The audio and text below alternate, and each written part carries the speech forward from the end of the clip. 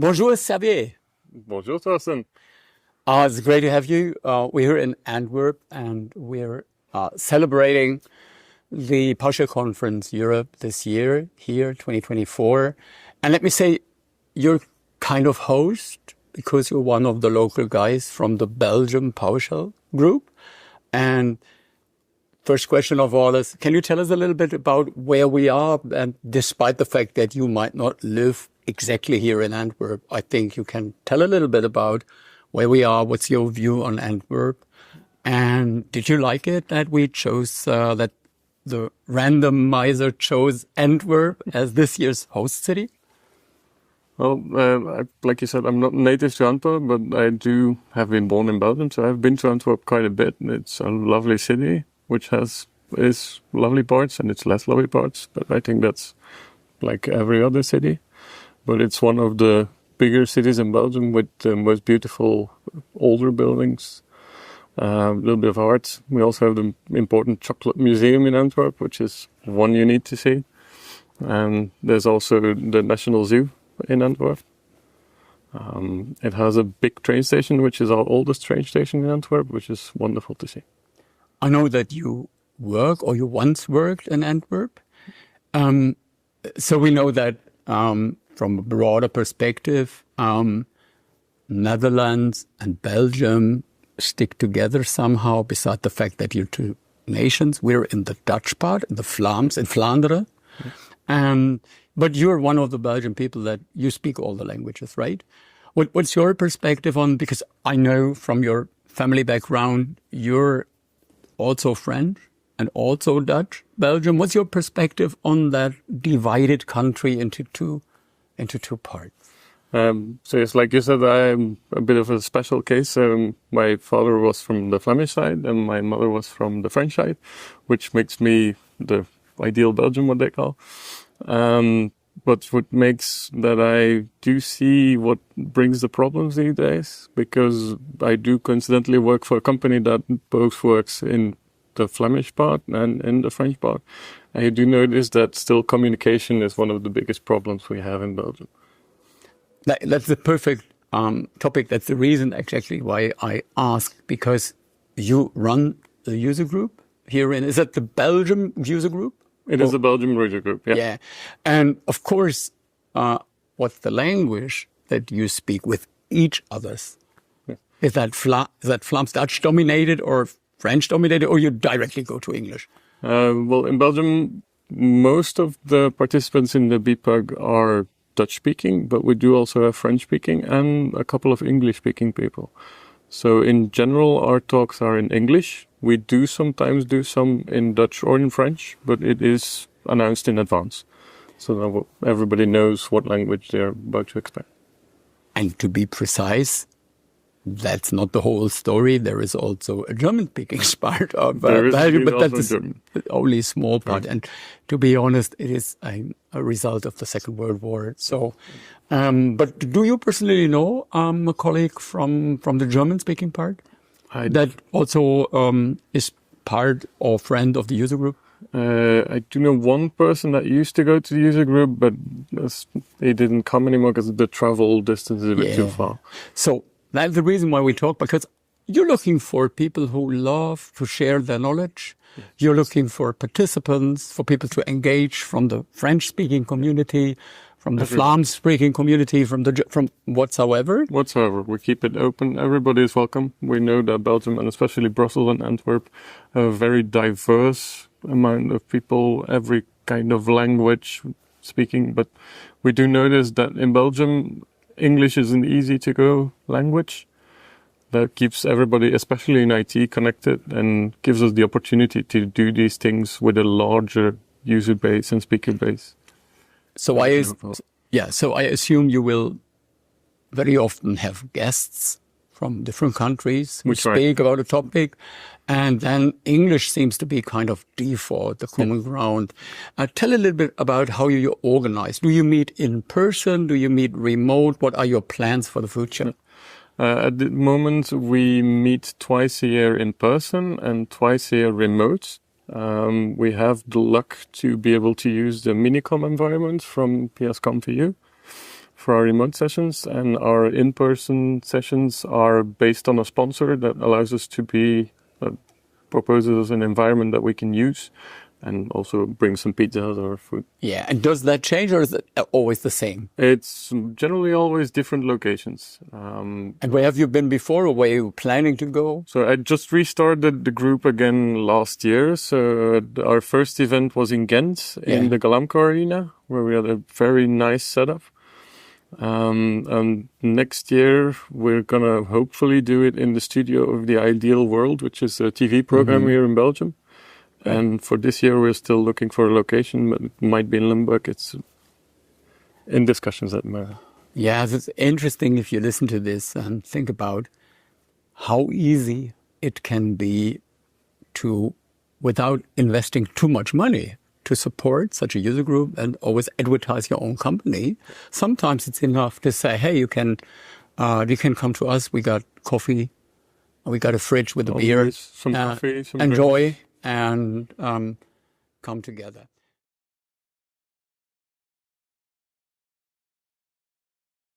You're obviously all here for the results of Shorten the Code. This is the code we started with, and I have some numbers to go with it, of course. Small statistics. We had about 40 participants, which was awesome, much more than I expected. We started with 259 characters in the original code. ChatGPT gave it a try. It made it even worse. After I gave it some nudges and help, it managed to get it to 138, which was still better than 99% of the participants did still better than ChatGPT. So we're still better than the machine.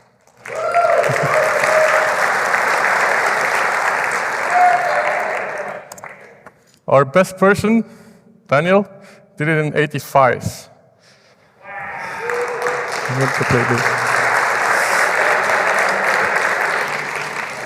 Of course, this is very clear to everybody, but I will try and explain a little how he did it. So, in his characters, he made a lot of pipelining, which was amazing. I will try and keep it short. So, first he went and get all the objects from the API, and then he went with a for each into them. He picked the first object and piped that back in to then do wildcard select on the S property, which was in this case the setup. Then he slept, and then he did the same thing for the P property, which was the punchline. I will show that it still works, so that you guys believe me. It's still getting jokes, which is well done. It was our shortest answer. Are you satisfied so far? How people engage here, the people that you met, the sessions that you saw? I'm very happy about the sessions that I saw. Of course, there's always like one session where you think you're going to see something and then it ends up being something completely differently, or you already know the stuff. That always happens. There's no way of knowing that. But I think also next to the sessions, I find most important is the in-between sessions, the coffee times, where you meet people that have so much experience, also in parts that you never have seen before, and it gives you so much ideas and perspective for the future. Yeah, exactly. And from my experience, exactly what you said, and in most cases, what I see is unexpected in a positive way, that blowing my mind, thinking, oh, I didn't expect it to be that interesting, and that we touched that. I had no clue what that all about. Yeah. I just outside I spoke to a delegate from the Netherlands, greetings, and he said he was so impressed about Winget, app installer CLI, and he have not heard that before. And I said, okay, do you know Demetrius? And he said, well, who? And I said, the guy over there, 5 meters away, Demetrius Neelan. Those who follow me will know him. He was a guest on one of my shows, and he's the program manager, or whatever is that called. He's the boss of the team, and he was just standing next table. One recent talk that I watched outside was about Ansible, and the speaker was a guy from Red Hat. What's your perspective on talking about PowerShell as a platform agnostic tool running on macOS Linux, Windows. Is that something that you see in your daily life? At the moment in my daily life, I see it less than what is mostly being advertised by Microsoft.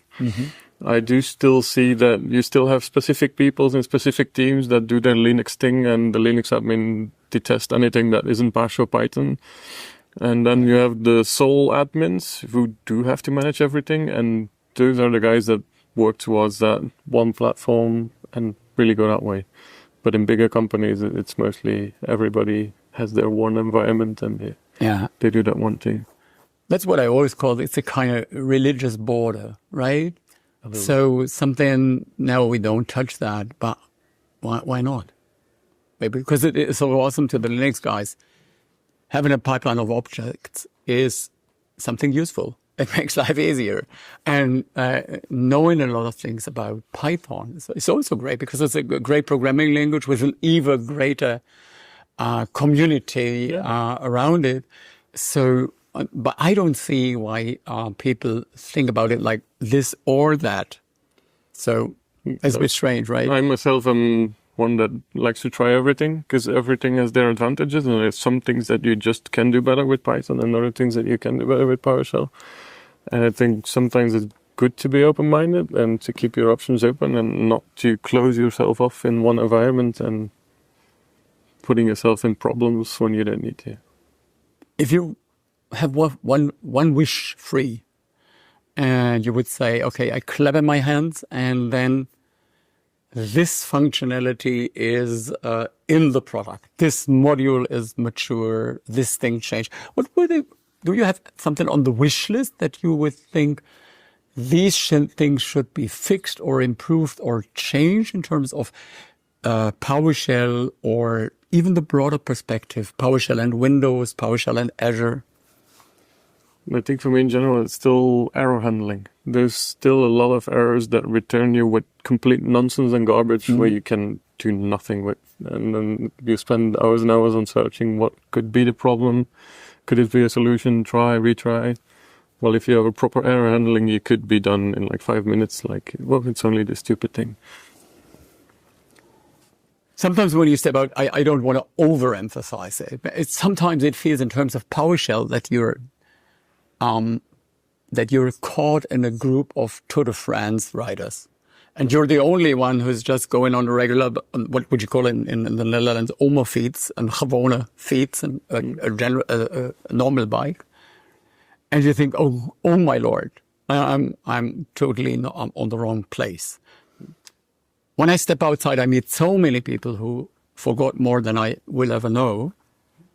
But is that real life? So the question is, if we forget about us, if we forget about the colleagues outside, and what is your perspective on the normal guys outside, the men and women in the IT supporters, the help desk, the second level, third level? How easy is it for them to embrace command line and automation? And is it getting easier throughout your career? I still notice that people tend to do too many things manually while they completely dislike it, and they would rather have something automatic do it. And then you explain them with a PowerShell, and it's like, oh wow, I didn't know this existed. Well, it's been under the box for ages.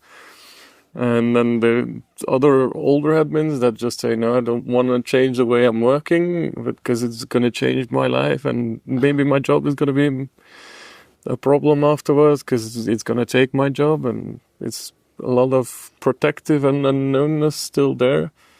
I try to teach it as much as I can at my company because I every year I give a courses to the new guys starting with us, which I'm already very happy I get to do. It gives them a little bit of advantage starting at projects where others do not have that chance.